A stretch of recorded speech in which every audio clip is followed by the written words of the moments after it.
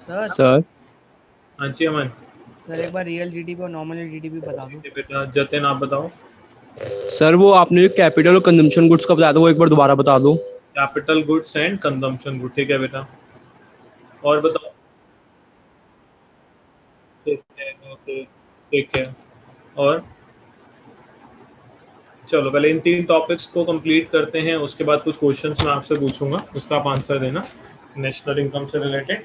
और आज national income का थ्योरी का लास्ट लेक्चर लेंगे और today is I think so 29, तो 31 को आपको पता भी चल जाएगा कि पेपर का पैटर्न कैसा होगा, डेट शीट क्या होगी आपके एग्जाम्स की, जो मोस्ट प्रोबेबली 1 जून को सीबीएसई बता देगा कुछ ना कुछ इन्फॉर्मेशन आपको। सो बिगिन करते हैं बेटा, नेशनल इनकम के थ्योरेटिकल पार्ट को आज आगे मूव करेंगे। नेशनल इनकम में अभी तक हम चैप्टर नंबर 1 रिवाइज कर चुके हैं, 2 रिवाइज हो गया है, 3 में आपको सिर्फ एक क्वेश्चन करना है, that is the difference between domestic income and national income. उसके बाद जो आपका टॉपिक आएगा रियल जीडीपी, नॉमिनल जीडीपी। आज कर लेते हैं प्रिकॉशंस, मैंने लास्ट क्लास में आपको करा दी थी। तो फर्स्ट बिगिन करते हैं एक सेकंड चैप्टर के क्वेश्चन के डाउट से। कंजम्पशन गुड्स और कैपिटल गुड्स में क्या डिफरेंस है? कंजम्पशन गुड्स क्या होते हैं, कैपिटल गुड्स क्या होते हैं? अच्छा, सबसे इंपॉर्टेंट बात, अगर मैं आपसे क्वेश्चन पूछूं, देखते हैं किस किसको पता है किसको नहीं पता। जितने बच्चे कनेक्टेड है बेटा आंसर सब देंगे। 1 सेकेंड।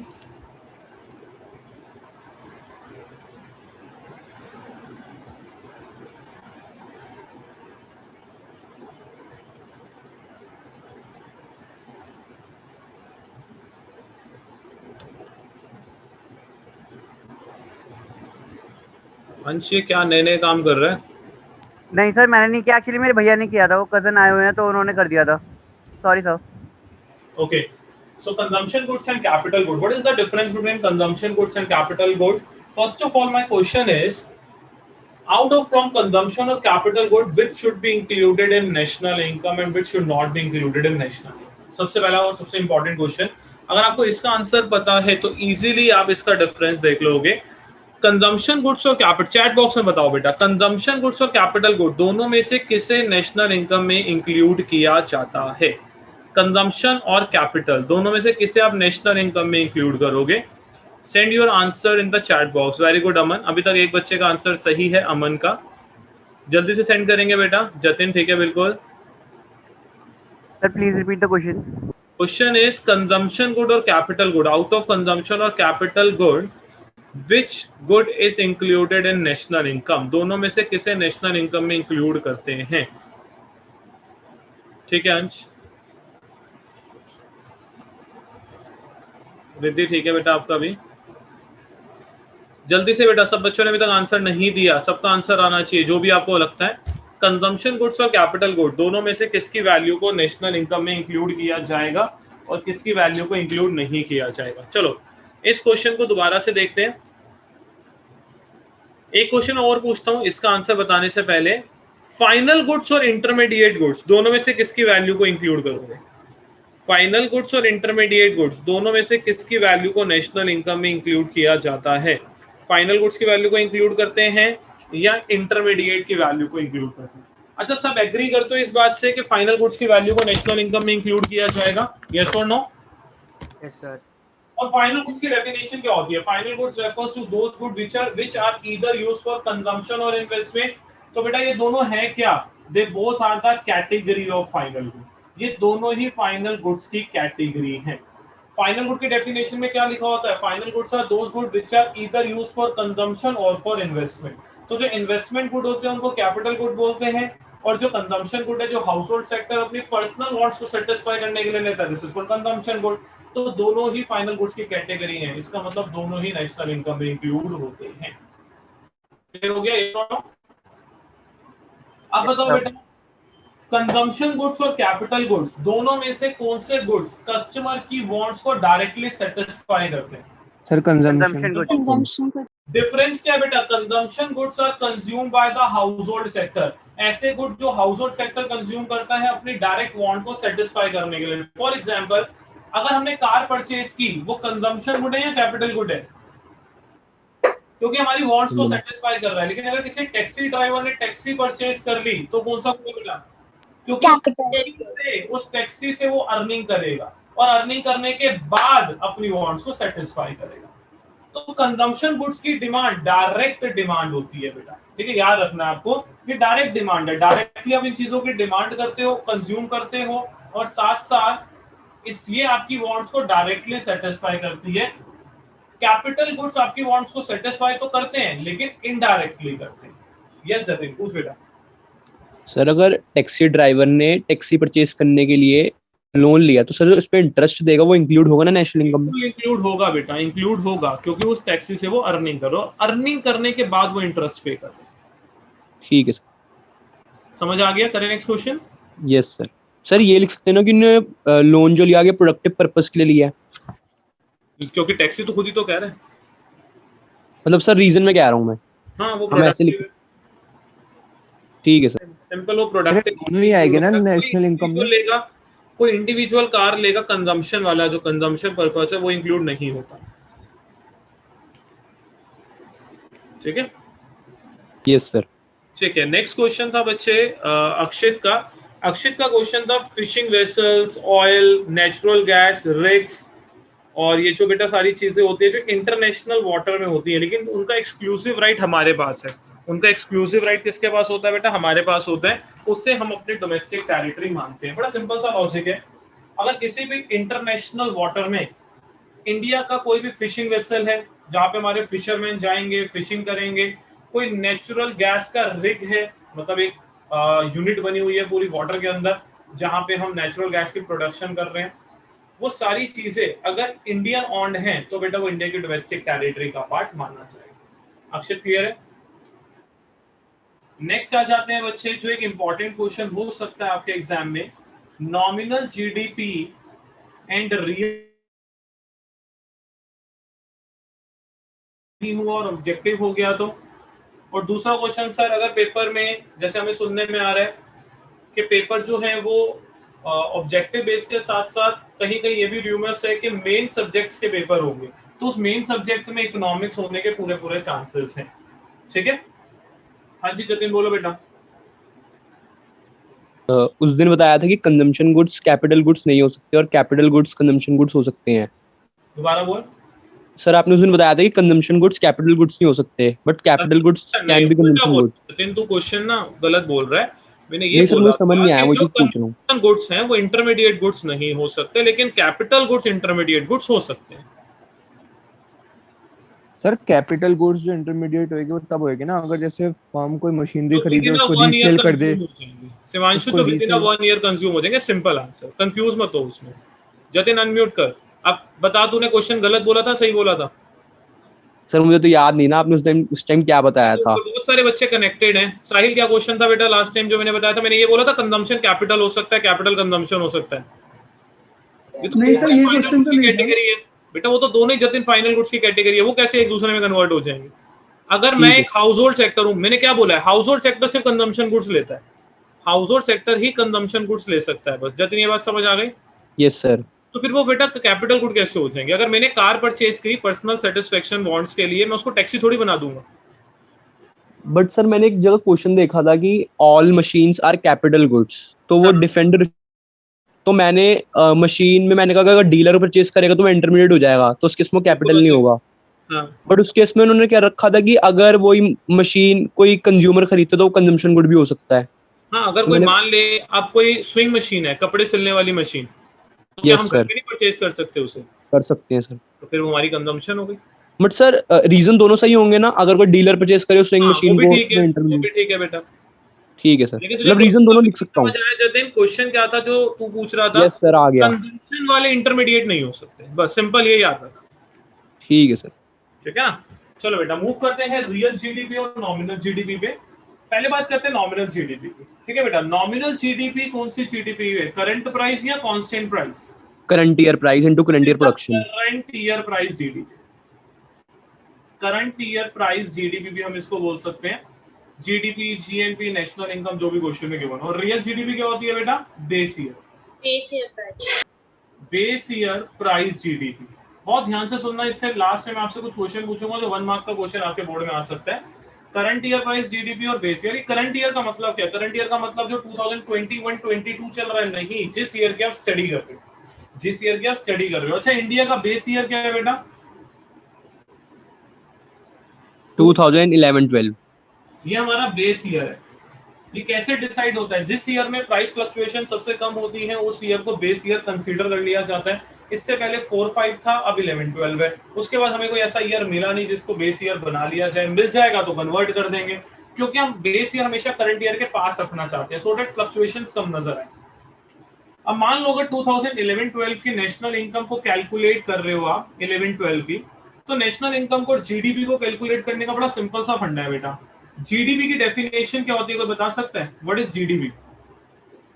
ग्रॉस डोमेस्टिक प्रोडक्ट क्या होता है? It refers to the sum total of, किसका टोटल बेटा? Production by all sectors in the economy. तो ये money primary, secondary, tertiary. to the money value of final goods and services produced by all the sectors in the economy during a year। एक साल में कितनी production हुई multiply by उसकी value, this is called GDP. और इसी GDP की help से हम कंट्री की नेशनल इनकम निकालते हैं। मान लो आपने 2011-12 की नेशनल इनकम निकाली और उसमें आउटपुट प्रोड्यूस हुआ था बेटा 5000 यूनिट्स का, और उस टाइम पे जो एवरेज प्राइस थे कमोडिटी के वो थे बेटा ₹100 पर यूनिट। पीयू लिख रहा हूं बेटा, पर यूनिट। तो इसका मतलब अगर मुझे जीडीपी निकालनी है, दैट मींस कंट्री की नेशनल इनकम निकालनी है, तो हम क्या करेंगे? हम प्राइस इनटू, मैं इसको नेशनल इनकम लिख देता हूं, ये जीडीपी भी लिख सकते हो तब भी कोई प्रॉब्लम नहीं है। फॉर्मूला क्या हो जाएगा बेटा नेशनल इनकम निकालने का? P0 into Q। यस, तो ये हो जाएगा आपके पास 5000 into 100, that is 5 lakh. Let's say crore की टर्म्स में। ये समझ आ गया सबको? इस समय क्या पता चला कि 11-12 के अंदर कंट्री की जो नेशनल इनकम है वो कितनी है बेटा? 5 लाख करोड़। क्लियर हो गया? यस और नो? Yes sir. नेक्स्ट से मुझे बेस ईयर और करंट ईयर के बेसिस पे नेशनल इनकम कैलकुलेट करनी है, लेकिन ईयर क्या है बेटा? 2019-20। आप कहोगे सर ये तो ईयर निकल चुका है, 19-20 ईयर तो जा चुका है, प्रीवियस ईयर हो गया। लेकिन जिस ईयर की हम स्टडी करेंगे वही हमारे लिए करंट ईयर माना जाएगा। बात समझ आ गई? बेस ईयर हमारे लिए क्या है? 11-12, और करंट ईयर हमारे लिए क्या हो गया? 19-20। लेट्स से अगर मैं रियल जीडीपी कैलकुलेट करूं 19-20 की, हम कंट्री की नेशनल इनकम निकाल रहे हैं या जीडीपी निकाल रहे हैं 19-20 ईयर की। लेट्स से 19-20 में जो टोटल आउटपुट हुआ है वो हुआ है बेटा 4000 यूनिट्स का, और इस टाइम पे जो प्राइस चल रहे हैं एवरेज प्राइस वो है 200 rupees per unit, ₹200 per unit. ठीक है? सो अगर मुझे नेशनल इनकम कैलकुलेट करनी है, एनवाई का मतलब नेशनल इनकम कैलकुलेट करनी है, तो फॉर्मूला क्या यूज करेंगे बच्चे? फॉर्मूला यूज करेंगे P0 इंटू Q1। इंपॉर्टेंट है दिस वन। हम क्या निकाल रहे हैं? Real GDP. तो रियल जीडीपी में हम बेस ईयर का प्राइस लेते हैं, करंट ईयर का प्राइस नहीं लेंगे, बेस ईयर का प्राइस लेंगे। ये जो प्राइस है वो P1 है बेटा, करंट ईयर प्राइस। सो हम कैलकुलेट करेंगे 100 into 4000, that is ₹4 lakh crore. Yes, yes sir. और अगर आप करंट ईयर प्राइस पे निकालते हो, आउटपुट है आपके पास 4000 यूनिट्स का, आउटपुट सेम रहेगा। Average price of the commodities is ₹200 per unit, ये भी सेम रहेगा। सो नेशनल इनकम निकालने का फॉर्मूला क्या हो जाएगा बेटा? P1 into Q1, that is 200 into 4000। कितना हो गया बेटा आंसर? 8 लाख। 8 लाख। डिफरेंस देख रहे हो बेटा? क्यों आया डिफरेंस? डिफरेंस सिर्फ किस चीज का है? डिफरेंस है इन्फ्लेशन। जब कमोडिटी के प्राइसेस को आप या कंट्री की नेशनल इनकम या जीडीपी को करंट ईयर प्राइस पे निकालते हैं, दिस इज नॉमिनल जीडीपी, वो हमेशा इन्फ्लेशन और डिफ्लेशन को शो करती है। मेरा एक सिंपल सा क्वेश्चन, अगर आप उसका आंसर दोगे तो आपको पूरा ये कंसेप्ट क्लियर हो जाएगा। क्या किसी सिचुएशन में ऐसा हो सकता है बेटा कि आपकी नॉमिनल जीडीपी जो आप करंट ईयर पे निकाल रहे हो वो कम हो जाए रियल से? Is real GDP can be greater than और should be greater than nominal GDP? क्या ऐसा पॉसिबल है कि रियल जीडीपी नॉमिनल से ज्यादा हो जाए? चैट बॉक्स में आंसर दो बेटा। पॉसिबल है या नहीं, आपको सिर्फ ये आंसर देना पॉसिबल है या नहीं है, ठीक है जतिन?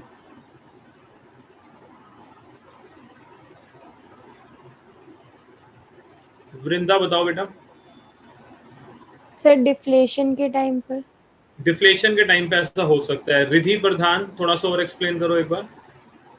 सर जब कमोडिटी के प्राइस बेस ईयर के प्राइस से कम होंगे, मतलब डिफ्लेशन की सिचुएशन आ कि सर जब कमोडिटी के जो एवरेज कमोडिटीज के प्राइस हैं, जनरली ऐसा होता बहुत कम है, लेकिन फिर भी हम बोल सकते हैं कि अगर इकोनॉमी के अंदर बेस ईयर के जो प्राइसेस हैं 11-12 के, करंट ईयर के प्राइस अगर बेस ईयर से भी कम हो जाएं, करंट ईयर के प्राइस अगर बेस ईयर से भी कम हो जाएं, तो बेटा ये सिचुएशन आ सकती है। That means real GDP can be greater than nominal GDP if prices of current years are less than price of base year. सबको क्लियर है बेटा ये पॉइंट? सर क्वांटिटी की वजह से भी तो हो ही सकता है। हाँ, क्वांटिटी की वजह से भी हो सकता है, लेकिन क्वांटिटी की वजह से प्रॉब्लम आ जाएगी। जब हम नॉमिनल जीडीपी निकालोगे, रियल जीडीपी निकालोगे ना बेटा, तो दोनों में आउटपुट तो सेम ही रहेगा ना। अब फॉर्मूला देखो, नॉमिनल के अंदर भी हमने Q1 लिया है, रियल के अंदर भी हमने Q1 लिया है। Yes sir. ठीक है, समझ आ गया सबको? Yes sir. चिराग, तेरा जो क्वेश्चन है, एक पर्टिकुलर कमोडिटी के प्राइसेस चेंज होने से नॉमिनल और रियल पे इफेक्ट नहीं आता, एवरेज प्राइसेस चेंज होने चाहिए बेटा। एक कमोडिटी के प्राइस से कोई इफेक्ट नहीं आएगा। ठीक है, चलो next question.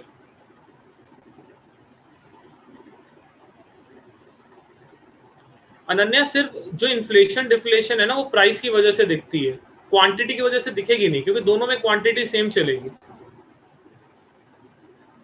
Clear Ananya? Sir but कभी ना कभी तो क्वांटिटी चेंज होगी ना।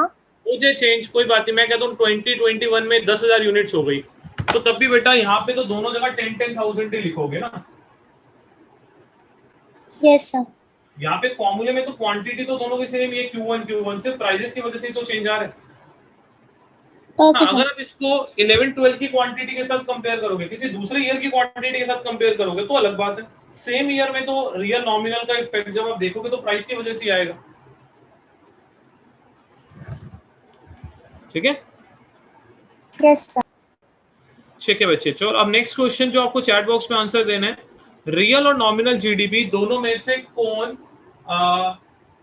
जीडीपी वेलफेयर, या हम बोल सकते हैं कि एक प्राइस इंडेक्स, एक ऐसा प्राइस इंडेक्स जो वेलफेयर को शो करता है बेटा इकोनॉमी को, या कौन सा ग्रोथ का सही मेजरमेंट है? ग्रोथ का मेजरमेंट कौन सा सही है, नॉमिनल ज्यादा बेटर है या रियल ज्यादा बेटर है? Answer is real. Real GDP is better than nominal GDP. क्यों है बेटा रियल नॉमिनल से बेटर? क्योंकि नॉमिनल जीडीपी प्राइसेस की वजह से भी चेंज होता है, रियल जीडीपी प्राइस की वजह से चेंज नहीं होता, सिर्फ क्वांटिटी की वजह से चेंज होता है। क्योंकि यहाँ पे जब हम कंपेयर करते हैं इसको लास्ट ईयर की नेशनल इनकम से या प्रीवियस किसी भी ईयर की नेशनल इनकम से, तो सिर्फ प्राइस का इंपैक्ट नहीं होगा, क्वांटिटी का इंपैक्ट हो जाएगा। सेम ईयर में रियल नॉमिनल का इफेक्ट देखोगे तो प्राइस से देखा जाएगा। ठीक है, लेकिन अगर आप करंट ईयर के रियल को किसी प्रीवियस ईयर के रियल के साथ चेक करना चाहते हो तो फिर वो क्वांटिटी के ऊपर चला जाएगा। तो इसीलिए रियल जीडीपी एक बेटर मेजरमेंट है। ये जतिन। सर एक क्वेश्चन था, real GDP is considered as a better index of welfare. Sir अगर रियल जीडीपी इकोनॉमी का बढ़ता है तो सर उसके साथ साथ पॉल्यूशन भी तो बढ़ेगा, तो उसमें वेलफेयर थोड़ा कम भी तो होगा। हाँ, वो तो limitations of increase in GDP हो गई ना। अगर आपसे कंपैरिजन में पूछा जाएगा कि रियल बेटर है या नॉमिनल, तो आप बताओगे real is better than nominal. लेकिन अगर वो कहता है कि क्या रियल जीडीपी का इंक्रीज होना कंट्री के लिए वेलफेयर को शो करता है, तब आप उसकी लिमिटेशन लिखोगे। ये सर बुक में लेकिन ना, it is a indicator of growth, welfare का नहीं है, ग्रोथ का इंडिकेटर है। सर बट बुक में ना दोनों रीजन लिखे हुए हैं कि शुरू में उन्होंने क्या रखा कि अगर रियल जीडीपी बढ़ता है तो पर हेड अवेलेबिलिटी ऑफ गुड्स भी बढ़ती है, और उन्होंने नेक्स्ट लाइन में लिख रखा पॉल्यूशन भी बढ़ता है। जतिन, ये दो अलग अलग क्वेश्चन है आपकी बुक में, ये दो अलग क्वेश्चन है। अगर क्वेश्चन में रियल और नॉमिनल का कंपैरिजन पूछा जाएगा तो आप जीडीपी, रियल जीडीपी को बेटर दिखाओगे, लेकिन उसमें आप ये नहीं बताओगे कि इसमें पॉल्यूशन नहीं होता, उसकी भी लिमिटेशंस हैं। वो लास्ट टॉपिक है, जीडीपी एंड वेलफेयर। ठीक है सर। ठीक है, चलो बेटा, तो इसी के साथ एक लास्ट टॉपिक देख लेते हैं, that is GDP and welfare. Priyansh ने भी चैट बॉक्स में लिखा हुआ है और जतिन ने भी जो क्वेश्चन पूछा वो इसी से रिलेटेड है। जो हम रियल जीडीपी और नॉमिनल जीडीपी की बात करते हैं तो उसके कंपैरिजन में आप बताओगे कि real is better than nominal, real nominal से बेटर है। लेकिन अगर आप बात करते हो रियल जीडीपी एक ग्रोथ इंडिकेटर है, लेकिन वो वेलफेयर करता है ऐसा जरूरी नहीं, ठीक है, वो वेलफेयर करता है वो ऐसा जरूरी नहीं है। अच्छा, यश का एक क्वेश्चन है, एक सिंगल ईयर में नॉमिनल रियल सेम हो सकते हैं अगर करंट ईयर का प्राइस और बेस ईयर का प्राइस एग्जैक्टली सेम हो जाए। इंडिया का बेस ईयर है 11-12 और 11-12 का प्राइस अगर 19-20 20-21 के इक्वल हो जाता है एग्जैक्टली, तो बेटा वो सेम भी आ सकती है। यस, समझ आ गया? Yes, sir. चलो, जीडीपी एंड वेलफेयर। क्वांटिटी से तो फर्क आ सकता है। बच्चे क्वांटिटी से क्यों इंपैक्ट पड़ेगा, तुम ये क्यों नहीं समझे? अगर आप बेस ईयर एक ही ईयर का आप डाटा चेक कर रहे हो रियल और नॉमिनल से, तो क्वांटिटी का फॉर्मूला तो सेम ही है ना, Q1 हाँ, ठीक है ठीक है ठीक है। क्लियर है बेटा सबको? ठीक है, तो जीडीपी एंड वेलफेयर क्या शो करता है? अब हम कहते हैं कि जैसे भी हमने बोला कि real GDP is better than nominal GDP comparison में, लेकिन क्या रियल जीडीपी का इंक्रीज होना इकोनॉमी के लिए हमेशा सही होता है? आपको क्या ये रियल जीडीपी का बढ़ना ठीक है बिकॉज इट इंक्रीजेस द पर head availability of goods and services, living of standard को इंक्रीज करता है, पॉवर्टी रेशियो को कम करता है, एम्प्लॉयमेंट कैटेगरीज बढ़ाता है, लेकिन उसके साथ साथ जीडीपी के इंक्रीज होने के साथ साथ उसकी कुछ लिमिटेशंस भी क्रिएट हो जाती है। तो इस टॉपिक को हम जीडीपी एंड वेलफेयर भी बोलते हैं और limitation of increase in GDP भी बोलते हैं, या नेशनल इनकम भी आप बोल सकते हो कि नेशनल इनकम के इंक्रीज होने से, जीडीपी के इंक्रीज होने से क्या इंपैक्ट आता है इकोनॉमी में, क्या उसका वेलफेयर इंक्रीज होगा या नहीं होगा, कंट्री का वेलफेयर। तो फर्स्ट पॉइंट, अच्छा इस क्वेश्चन को केस स्टडी बेसिस पे भी पूछा जा सकता है। जनरली इस क्वेश्चन को डायरेक्ट पूछा जाता है बेटा, ठीक है, 6 मार्क्स में भी ये क्वेश्चन आ सकता है, 4 मार्क्स में भी आ सकता है, न्यूमेरिकल के साथ चॉइस में भी आ सकता है, लेकिन कई बार इसमें केस स्टडी बेसिस पे क्वेश्चन भी आ सकते हैं। जैसे योगा से रिलेटेड अगर क्वेश्चन आ जाए कि अगर हम योगा करते हैं मॉर्निंग में, तो क्या वो योगा की जो एक्टिविटीज है, जो योगा एक्टिविटीज हैं, वो आपके लिए एक पॉजिटिव एक्सटर्नलिटी का पार्ट है, यस और नो? क्या वो आपकी हेल्थ को सही रखेगी? यस, जल्दी बताओ बेटा। यस, रखेगी, लेकिन उसकी वैल्यू को नेशनल इनकम में इंक्लूड नहीं किया जाएगा। क्यों नहीं करेंगे बेटा उसकी वैल्यू को नेशनल इनकम में इंक्लूड? मॉनेटरी टर्म्स में मेजर नहीं होती। समझ आ गया? ठीक है, तो ये है एक्सटर्नलिटीज का पार्ट। इस टाइप से क्वेश्चन आ सकते हैं। अगर हम बात करते हैं बेटा जीडीपी एंड वेलफेयर की, तो सबसे पहले है डिस्ट्रीब्यूशन ऑफ इनकम। यस बेटा, कौन समझाएगा? पॉइंट सारे आप ही समझाओगे, किसी को प्रॉब्लम हो, अगर कोई बच्चा समझा रहा है और अगर आपको प्रॉब्लम दोबारा से आ रही है फिर आप मेरे से पूछोगे। यस बेटा, डिस्ट्रीब्यूशन ऑफ इनकम, पहली लिमिटेशन इंक्रीज इन जीडीपी और increase in national income. Raise your hand, कौन बताएगा बेटा? अनन्या तलरेजा बताओ। सर डिस्ट्रीब्यूशन ऑफ जीडीपी, अगर इसके अगर हम बात करें कि जीडीपी इंक्रीज होगी तो जो रिच एंड पुअर के बीच में जो डिफरेंसेस है वो और बड़े हो जाए और ज्यादा बढ़ जाएंगे, तो richer will become more richer and poor will become more poorer. ठीक है, वेरी गुड। सो बेसिकली ये जो पॉइंट है वो कैटेगरी ऑफ पीपल से रिलेटेड है, सेक्शन से रिलेटेड है, रिचर और पुअर सेक्शन। इंडिया की प्रॉब्लम क्या है बेटा? In India there is an inequalities of income, inequalities है इनकम में, रिच सेक्शन और रिच हो जाता है, पुअर और पुअर हो जाता है। दैट मींस कंट्री में जो नेशनल इनकम है, जीडीपी का पार्ट है, उसका मेजर पार्ट रिचर के पास जाता है और बहुत कम पार्ट पुअर और मिडिल क्लास के पास जाता है, जिसकी वजह से वेलफेयर तो होता है लेकिन सिर्फ रिचर सेक्शन का, लेकिन इससे हम कंट्री का वेलफेयर हो रहा है ये नहीं कह सकते।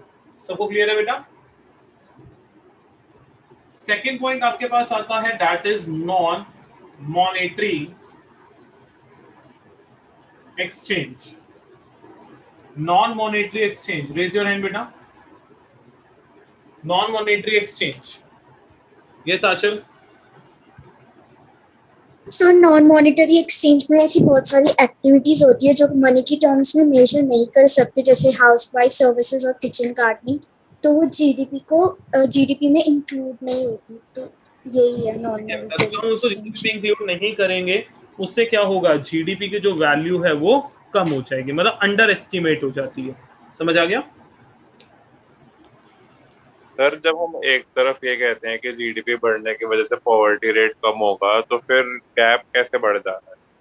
हम ये नहीं कह रहे कि पॉवर्टी का रेट रिड्यूस के जब जीडीपी बढ़ती है या नेशनल इनकम बढ़ती है तो सिर्फ उसकी लिमिटेशंस हैं, उसके बेनिफिट्स भी हैं, लेकिन every expect has prawns and cons, तो कुछ बेनिफिट्स भी हैं और कुछ उसके डिसएडवांटेजेस भी हैं।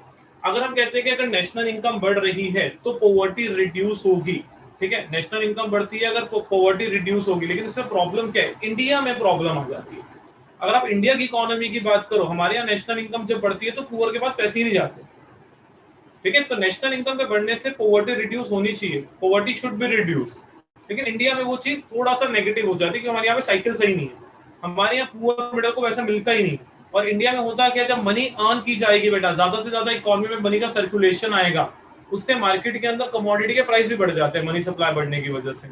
अगर पुअर के पास पैसा जाता भी है तो इतना लिमिटेड जाता है कि इंक्रीज इन प्राइस से जो इकोनॉमी के अंदर इन्फ्लेशन आया है उससे सैलरी उसकी कम इंक्रीज हुई होती है, जिसकी वजह से पॉवर्टी लाइन में वो दोबारा चले जाते हैं, तो ये प्रॉब्लम है इंडिया। तो एक्सटर्नलिटीज कौन समझाएगा बेटा? Yes, what is externalities? अंश बता। सर जितने भी इन्वायरमेंटल चेंजेस है, जैसे अगर हमने डिफॉरेस्टेशन किया उसकी क्या कॉस्ट हुई, या फिर अगर हमने एफॉरेस्टेशन किया उसकी क्या नई कॉस्ट है, हमने एनिमल्स को मार दिया, नए एनिमल्स अगर हमने प्रिजर्व कर लिए, इन चीज़ों की जो वैल्यू होती है ये गुड एक्सटर्नलिटीज़ और बैड एक्सटर्नलिटीज़ में आती हैं जो जीडीपी में इंक्लूड नहीं होती, और जो इन्वायरमेंट को हम हार्म पहुंचाते हैं या फिर कोई भी फ़ायदा होता है वो भी इंक्लूड नहीं होता। ठीक है, इसका मतलब जो हम एनवायरनमेंट को हार्म पहुंचाते हैं उसकी एक कॉस्ट है और उस कॉस्ट को हम नेशनल इनकम में इंक्लूड नहीं करते, लेकिन इसकी दो एक्सपेक्ट्स है बेटा, एक पॉजिटिव नेचर और एक नेगेटिव नेचर। हम नेशनल इनकम में ना तो पॉजिटिव इंक्लूड करते हैं ना ही नेगेटिव। इंडस्ट्री से निकलने वाला पॉल्यूशन जो हमें हार्म पहुंचाता है वो जीडीपी तो बढ़ाता है, लेकिन साथ में हमारी हेल्थ पे उसका नेगेटिव इफेक्ट भी है, उससे हम नेशनल इनकम में इंक्लूड नहीं कर रहे, जिसकी वजह से नेशनल इनकम क्या हो जाती है, ओवर एस्टिमेट। और अगर आप पॉजिटिव एक्सटर्नलिटीज को इंक्लूड नहीं करते तो वो क्या हो जाती है, अंडर एस्टिमेट। नेक्स्ट है बेटा ग्रोथ ऑफ पॉपुलेशन। यस बेटा, ग्रोथ ऑफ पॉपुलेशन इंक्लूड करेंगे या नहीं करेंगे? ग्रोथ ऑफ पॉपुलेशन, अमन? नहीं करते ठीक है, इसका मतलब क्या है बेटा, ये जीडीपी एंड वेलफेयर में प्रॉब्लम कैसे? सर, क्योंकि इंडिया में जो है पॉपुलेशन बहुत जल्दी मतलब ज़्यादा रेट से बढ़ रही है, तो पर हेड अवेलेबिलिटी ऑफ रिसोर्सेज कम होती जा रही है, जो हम एकदम इग्नोर कर देते हैं जीडीपी कैलकुलेट करते समय। ठीक है, तो जीडीपी कैलकुलेट करते टाइम हम पॉपुलेशन का ग्रोथ रेट कितना हो वो नहीं देखते, हमने ये तो देख लिया जीडीपी बढ़ गई, लेकिन ये भी तो देखो कि जीडीपी का ग्रोथ रेट पॉपुलेशन के ग्रोथ रेट से कम तो नहीं है। अगर जीडीपी का ग्रोथ रेट पॉपुलेशन के ग्रोथ रेट से कम हो जाएगा तो पर head availability of goods and services fall करना स्टार्ट कर देगी। बात समझ आ गई बेटा? तो ये है कुछ 4 पॉइंट्स जो 4 मार्क्स में एक इंपॉर्टेंट क्वेश्चन है आपका, GDP and welfare, that is limitation of increase in GDP.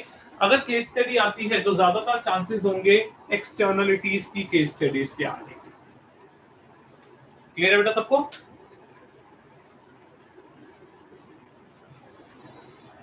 Yes बच्चे, कोई और डाउट नेशनल इनकम के टॉपिक में?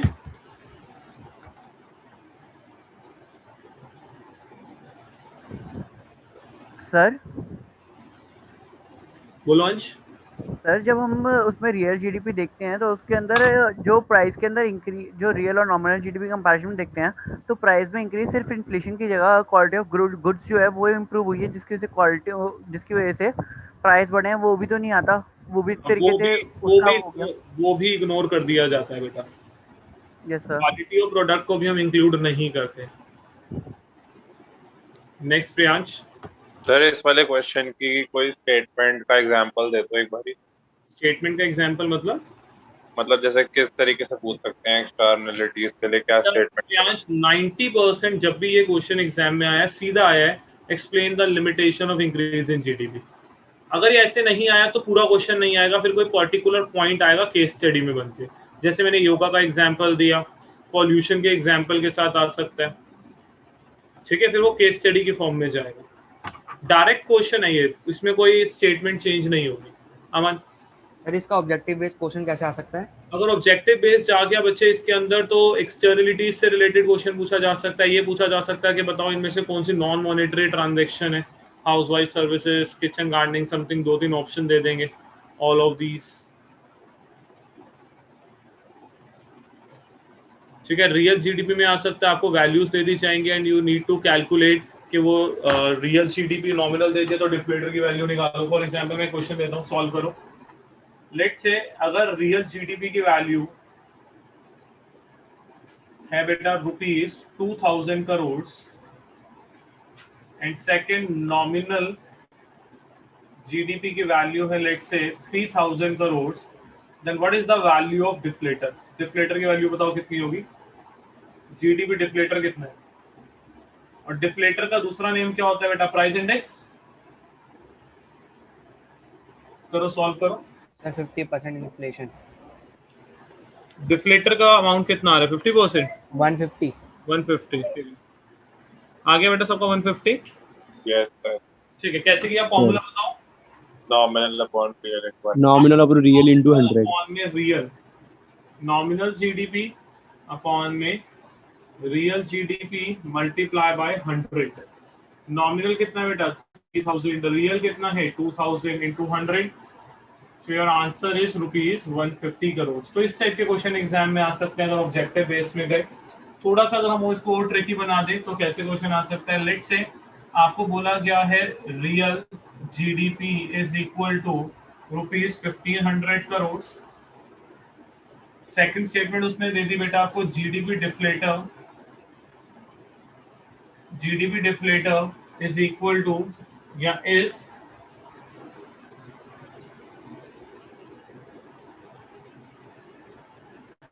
Rupees 100 is rupees 125। अच्छा, यहाँ पे मुझे बताओ इन्फ्लेशन का रेट कितना है? बिना क्वेश्चन सॉल्व करे बताओ इन्फ्लेशन का रेट कितना है? 25%। 25% है। नॉमिनल निकाल लो बेटा, नॉमिनल जीडीपी कैलकुलेट कर लो।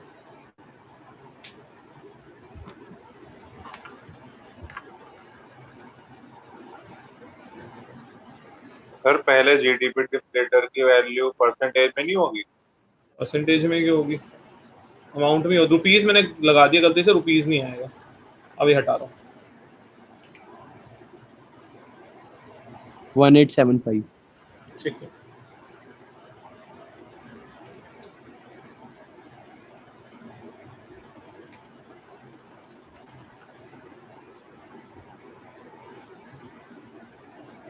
बताओ बेटा आंसर इज 1875। सॉल्व करते हैं। Formula is 125। Deflator is equal to nominal, nominal हमें नहीं पता, अपॉन में रियल इज 1500।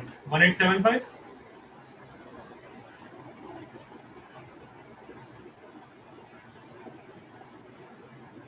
ठीक है बेटा, क्लियर है सबको? कोई डाउट तो नहीं है? No sir. ठीक है, तो ये है आपके कुछ क्वेश्चन डिफ्लेटर के, कि डिफ्लेटर का अगर कोई क्वेश्चन आ जाए तो किस टाइप से आप सॉल्व करोगे। सिंपल फॉर्मूला याद रखो, deflator is equal to nominal upon में रियल इनटू 100, आपका आंसर आ जाएगा। ठीक है बेटा, इनटू 100 भी है यहाँ पे। पहले बेटा नेक्स्ट पार्ट करें, रफ कर दें इसे।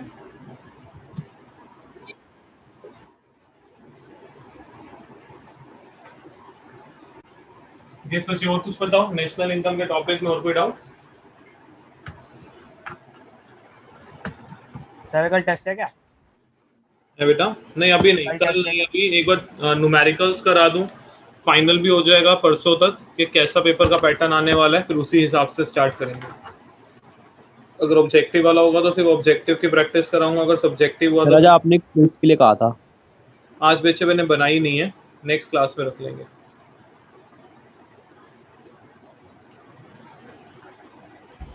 यस बच्चे, और कोई डाउट?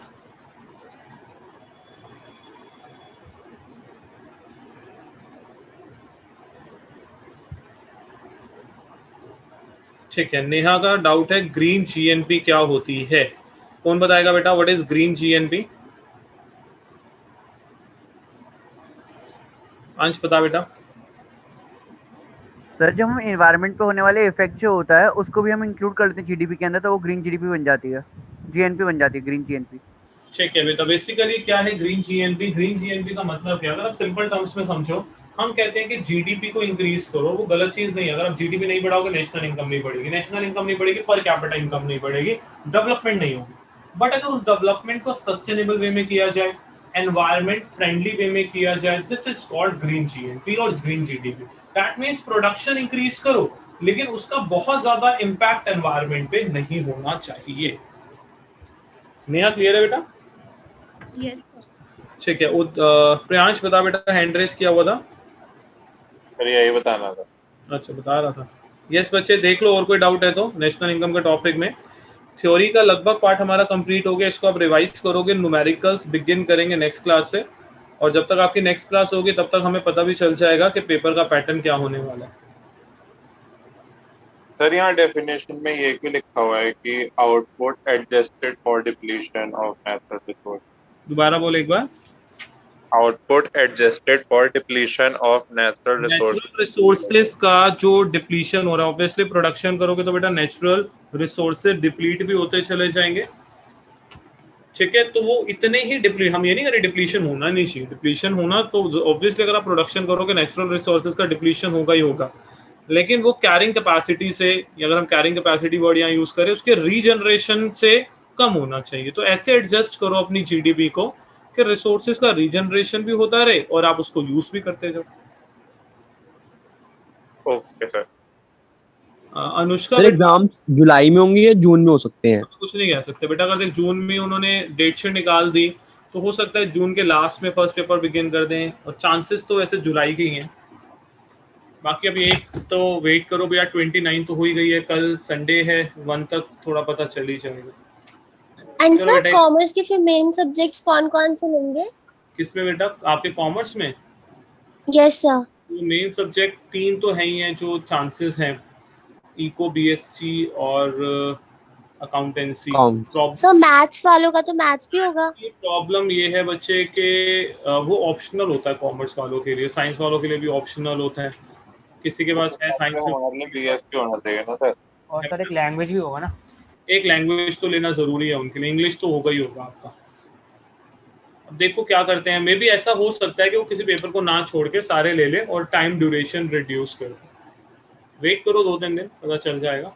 अच्छा, एक बच्चे का क्वेश्चन है कि अगर इंडियन ऑन्ड कोई एरोप्लेन है, दैट इज शिप्स और एयरलाइंस का जो मैंने कंसेप्ट बताया था, operating between Singapore and Dubai, Singapore Dubai क्या वर्ल्ड में कहीं भी कर ले, अगर इंडियन ऑन्ड है तो वो इंडिया की डोमेस्टिक टेरिटरी। लावण्या क्लियर है बेटा? यस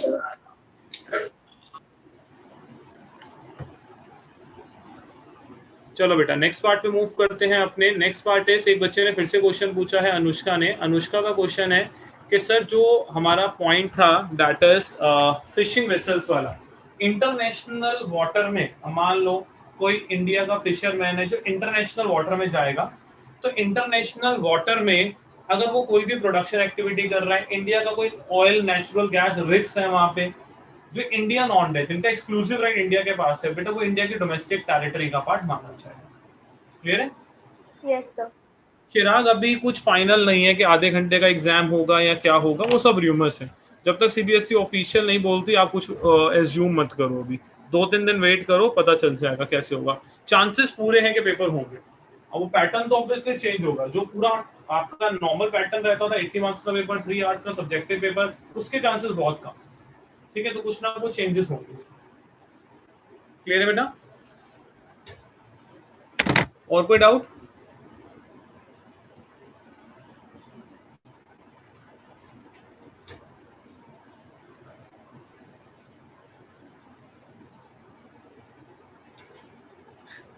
चिराग को बोलने दोगे, कोई बात नहीं। चलो बेटा फिर ठीक है, आज के लिए भी इतना ही करेंगे। नेक्स्ट क्लास में एक बार पता भी चल जाएगा आपका पैटर्न क्या है, फिर उसी पैटर्न के बेसिस पे करना बिगिन कर देंगे।